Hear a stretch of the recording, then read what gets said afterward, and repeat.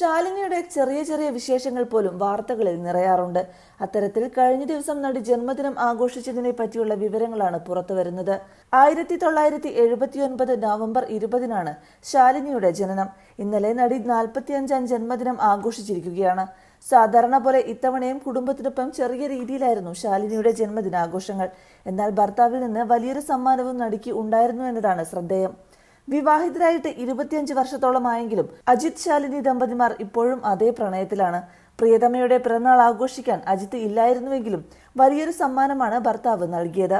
Surprise എന്ന നിലയിൽ ഭാര്യയ്ക്ക് ഒരു ആഡംബര കാറാണ് അജിത്ത് സമ്മാനമായി നൽകിയിരിക്കുന്നത്.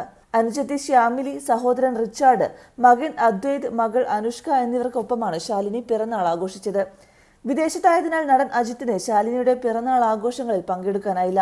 ഭർത്താവ് നൽകിയ ആഡംബര സമ്മാനത്തിനൊപ്പം കേക്ക് മുറിച്ചുകൊണ്ടാണ് ശാലിനിയുടെ പിറന്നാൾ ആഘോഷിച്ചത്.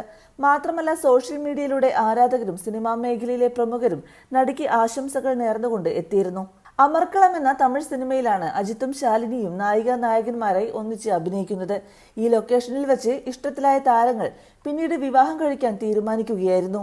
ഇന്റർകാസ്റ്റ് മാരേജ് ആണെങ്കിലും വീട്ടുകാരുടെ നേതൃത്വത്തിൽ വിവാഹം നടത്തി.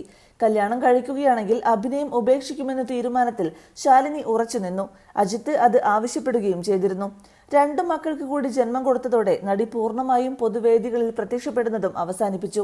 ഇപ്പോൾ മക്കൾക്കും ഭർത്താവിനുമൊപ്പം സന്തുഷ്ടയായി ജീവിക്കുകയാണെങ്കിലും ഇടയ്ക്ക് സോഷ്യൽ മീഡിയയിലൂടെ ശാലിനിയുടെ ഫോട്ടോസ് തരംഗമാകാറുണ്ട്.